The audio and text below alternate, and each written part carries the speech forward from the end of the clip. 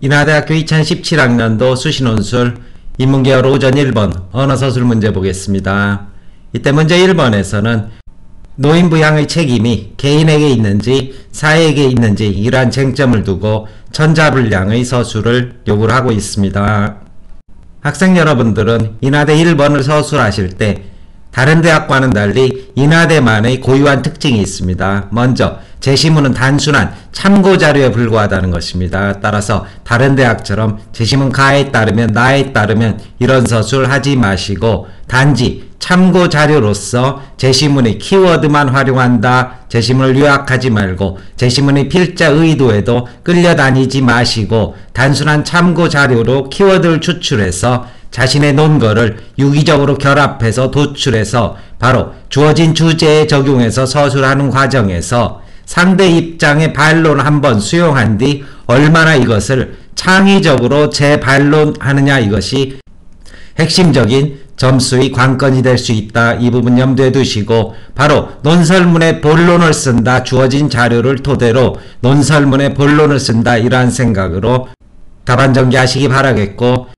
자료를 토대로 하되 글 쓰는 주제 자체를 잊지 마시기 바라겠습니다. 이 경우에는 노인부양이라는 주제를 잊지 말고 자료를 여기에 유기적으로 녹여서 활용할 것, 그리고 마지막으로 상대를 반론하는 과정에서 과감한 창의적 매듭을 해서 채점자에게 강한 인상을 주도록 끊임없이 노력을 하시기 바라겠습니다. 상대 논리의 대표적인 논거를 모두 싸잡아서 공격하는 그러한 방식으로 보다 공격적인 매듭을 마지막에 해달라, 이런 주문을 드리겠습니다.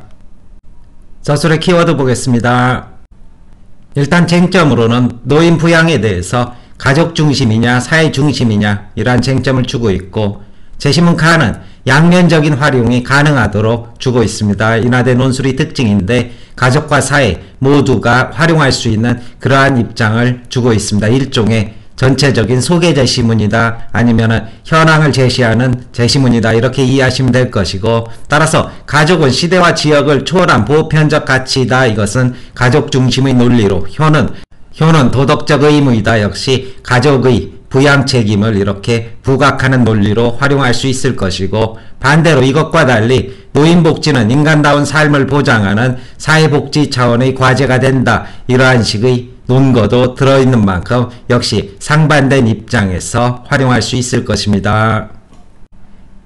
이제 제시문 나와라는 가족 중심의 부양 논리를 이렇게 채택한 경우 적극적인 논거 활용이 가능한데, 나에서는 노인의 사회복지는 노인의 자존감과 심리적인 문제를 해결하지 못한다. 효를 중심으로 가족 친화적인 가치관이 회복되어야 하는 만큼 부양의 책임은 가족에게 있다. 그리고 구체적인 사례로 라다크의 가족 공동체 예를 들어서 정서적인 안정과 손자, 손녀 등의 사회화에 할아버지, 할머니가 기여한다. 이런 얘기를 하고 있는데, 학생 여러분들은 이 논리를 만약에 반박할 경우를 대비해서 적극적인 반박의 논리를 먼저 읽으시면서 생각을 하셔야 될 것입니다. 이 논리에 끌려다니지 말고 라다크와 우리 사회는 전혀 다른 경쟁사회 구조이다. 핵가족의 불가피성, 이런 정도 키워드 반박의 실마리를 잡아놓으시기 바라겠습니다. 한국은 라다크와 같은 원시 공동체가 아니다. 이런 정도 반박의 논리 가능하게 될 것이고,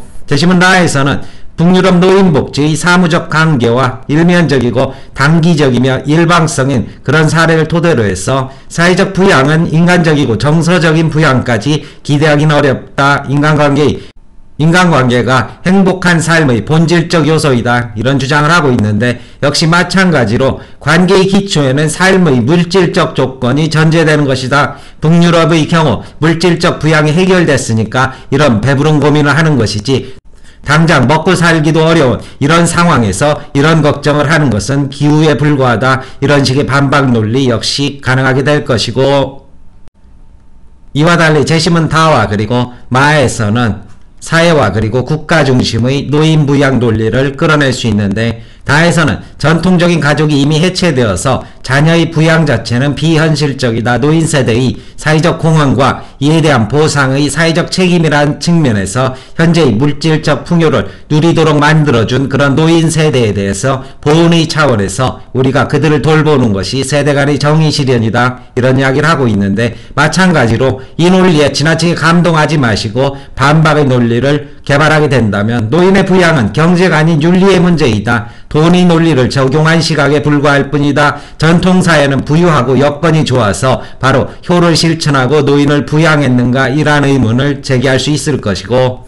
대시문마에서는 노년은 선택 불가능한 보편적인 단계인 만큼 인간 보편의 문제이다. 개인에게 부양을 맡길 경우 노인 생존 자체가 위협받을 수 있는 만큼 현실적인 사례로서 노인 자살 등 빈곤의 문제에서 허덕이는 세대들이 끊임없이 사회적 문제를 일으킨다. 노인 세대의 빈곤에 대해서 사회 전체의 안정성과 지속 가능성이라는 이런 측면에서 그들을 돌보는 것이 사회적 갈등을 줄이는 소지가 된다. 이러한 논리를 전개하고 있다면, 역시 마찬가지로 노인복지는 선택적인 복지만으로 해결할 수 있다. 이러한 세대에 대해서 선택적 복지를 하는 것이지 보편적 부양의 책임을 사회에 전가하는 것은 윤리적 공동체 자체를 와해시킬 것이다. 사회적 부양은 국가 재원의 낭비는 물론 그나마 남은 가족 윤리를 국가가 앞장서서 해체하는 것이다. 이러한 적극적인 반박의 논거 개발하시면서 제시문 접하시기 바라겠습니다.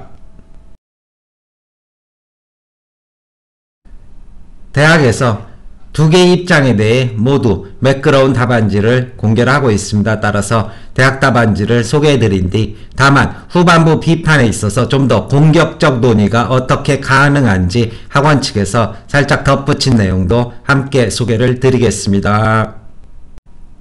역시 답안지를 보면 제시문 가에 따르면 이런 말 없이 한편에 완결된 자기 글을 쓴다, 이러한 식으로 답안 전개되어 있고, 첫 번째 논거 그리고 두 번째 논거 반론의 도입과 이것에 대한 재반론의 그러한 구성을 하고 있습니다. 노인은 가족이 중심이 돼서 부양해야 한다. 첫째, 노인을 부양하는 일의 핵심이 효의 정신에 있기 때문이다. 노인을 부양하는 일에 물질이 필요한 것은 당연하지만 노인 부양의 핵심은 물질의 공급에 있는 것이 아니라 노인을 대하는 효의 정신에 있다.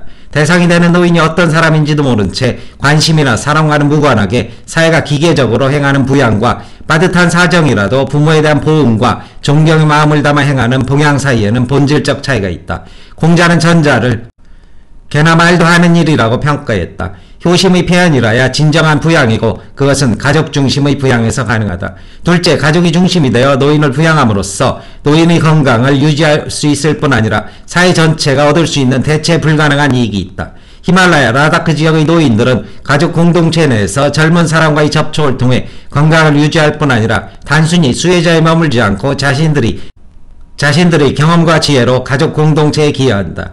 경험과 지혜가 세대와 세대로 이어지면서 서로 돕는 분위기가 자연스럽게 조성되고 그로 인해 누구든지 정서적인 안정감을 누릴 수 있는 환경이 만들어진다. 또 이는 사회 전체로 확산되어 거시적 연대감과 나아가 건강한 사회를 형성할 것이다. 이제 반박의 논리가 될 것입니다. 핵가족화와 사회 고령화가 빠르게 진행되면서 자녀가 노인을 부양한다는 우리 사회의 전통적 관념이 사실상 비현실적인 것이 되었다는 반론이 있을 수 있다. 사회 차원에서 노인 복지를 서두르지 않으면 노인 자살 같은 문제가 더 심각해질 것이란 지적도 이어진다. 이제 재반론 부분입니다. 그러나 그렇다고 해서 노인 부양의 중심을 사회에 두는 것은 본말 뒤바꾸는 것이다. 사회는 가족 중심의 노인 부양이 순조롭게 이루어지도록 보조하는 역할을 담당하고 노인들은 가족 공동체의 연대 속에서 생을 마무리할 수 있어야 한다. 사회제도 중심의 부양은 노인의 소외감을 덜기 힘들다. 가족 중심 부양으로 서로 간에 불평과 희생이 따르더라도 그 고단한 과정이 행복과 기쁨의 원천이 될 수 있다. 대학 답안지이고, 이제 후반부 매듭에서 여기까지는 대학 답안지 그대로입니다. 다소 공격적인 매듭을 하게 된다면, 하지만 이는 노인 부양에 돈의 논리를 적용한 자본주의적 시각에 불과하다. 경제적 형편이 어려운 가정의 경우 정부는 선택적 복지를 통해 이를 해결해 나갈 수 있다. 노인 부양 전체의 책임을 사회에 떠맡기자는 제안은 국가 재원의 낭비는 물론 그나마 남은 가족 윤리를 국가가 앞장서서 해체하는 것이다. 이러한 식의 공격적 매듭 가능하다. 이러한 사례로 후반부를 다소 수정을 해봤습니다.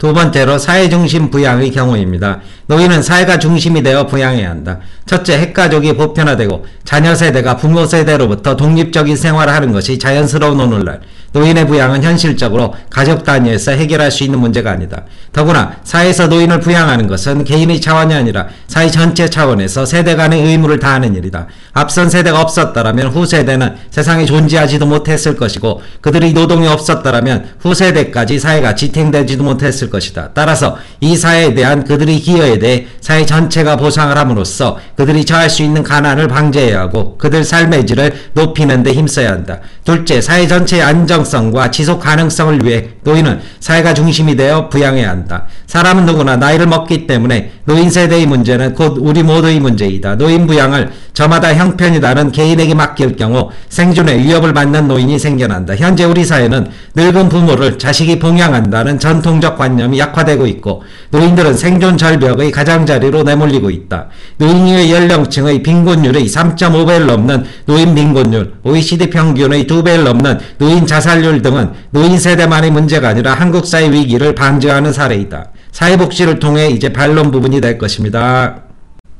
사회복지를 통해 노인 세대에 대한 물질적인 부양은 가능하지만 정서적, 인간적 부양을 기대하는 데에는 한계가 있을 수 있다는 비판이 있을 수 있다.